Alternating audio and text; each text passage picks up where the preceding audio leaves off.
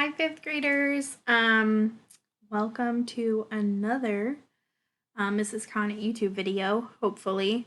I'm trying something new, so I am trying to record my screen because I want to do some English practice with you guys, and I realized I did not have a whiteboard at home like Mrs. Pippet does. So I'm going to try recording my screen. Hopefully, it helps. My goal is I'm going to take 3 videos based on 3 sort of like concepts that we're going to do in English this week. I'm going to start with commas in a series. We're going to go through commas in a series. We're going to talk about some introductory words. We're also going to talk about some conjunctions. So hopefully this is all review, but I should, by the end of this, hopefully today, have 3 separate videos about 3 different concepts. And we'll just see how it goes. So hopefully, I'm going to move this down. You can still see me, but I'm going to hopefully be drawing, writing, taking some notes and things. So like I said, we're going to start with commas in a series.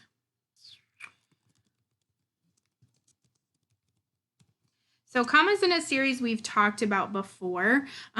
We talked about all of these things before, but I know it's sometimes hard to remember, but hopefully this is kind of a review for you guys. So commas in a series, we're going to be focusing on first, what is a series? And so we have a series, and you guys can take notes on these if you'd like to, or if you're just stuck with IXL and you want to come on, get a review, hop back off, that's totally fine too. So a series, what is a series? A series is a list of 3 or more things, I guess, in a row.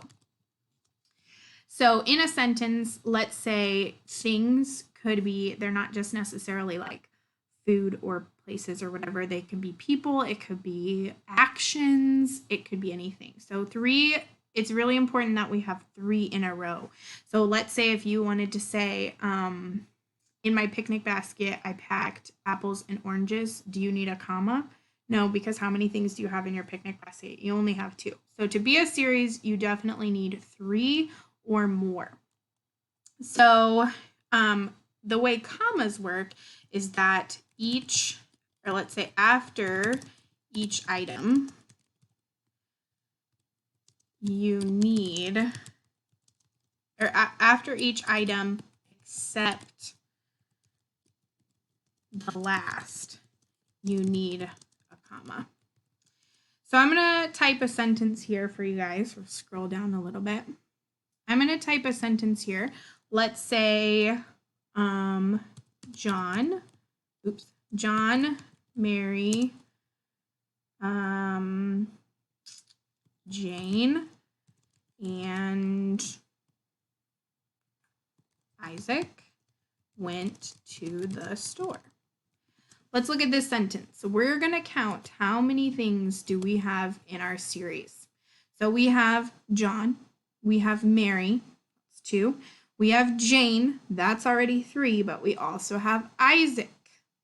All 4 of these people went to the store. What are we missing here? We're missing commas. So remember, when we have a series, we want to make sure once we get to that 3rd thing, we already know we're going to need commas. So John is our first item. You're going to put a comma right underneath or right behind his name. So John, comma, Mary, Mary, comma, maybe, Mary, comma, Jane, comma, and Isaac. Do we need a comma here? No, because if you go back here, after each item except the last, you need a comma. So John, Mary, Jane, and Isaac, don't need a comma here, went to the store. Notice, what do we have here?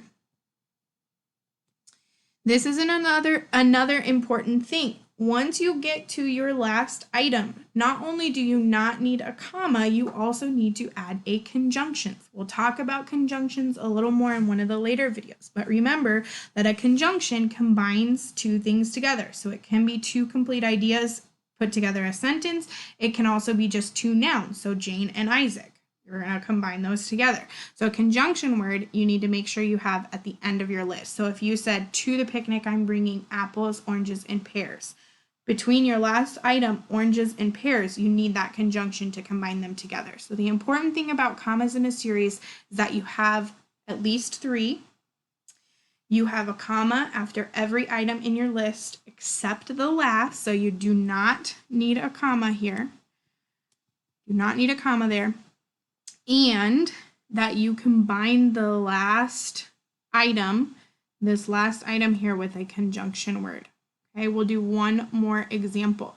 Like I said before, you do not always need it doesn't always need to be a thing. It can also be an action. So let's say our next sentence example is, I go outside after school. When else could I go outside? I go outside in the summer. And when else? I go outside on the weekends. Okay, there's my sentence. I go outside after school in the summer on the weekends. I'm missing a couple things here, and I'm going to add them, but hopefully you're thinking to yourself as you're watching this, what do we need to add? So in our list, in our series, you need to have at least 3 things. They don't have to be items. They can be actions. So when do I go outside? I go outside 3 times, I say. I say 3 different times. I go outside after school. I go outside in the summer. And I go outside on the weekends. Those are my 3 things. Now I'm missing 2 parts. The first is I'm missing commas.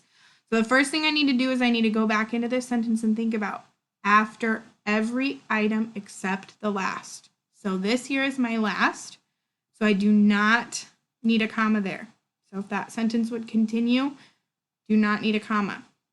I do need a comma after my second item. I do need a comma after my first item. So let's look at this sentence now. I'm going to erase some of these lines so it's not so confusing.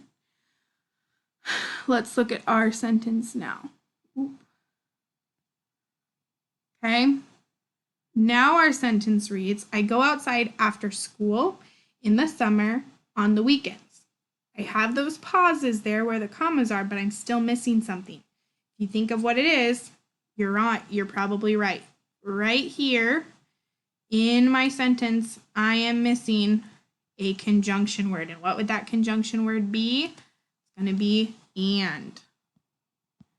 So now if you read this sentence, I go outside after school in the summer and on the weekends. So you have those 3 items. Each one has a comma behind it except the last. And in between the last object and the rest of the sentence, you have and on the weekends. Okay?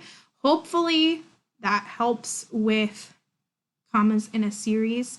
Again, we learned about this in one of our previous units, so hopefully this is a review, and hopefully it helped to have a little bit of a review. So let me know if this video helps you or if you have ideas for the next one. The next video I'm going to try and do is about introductory words.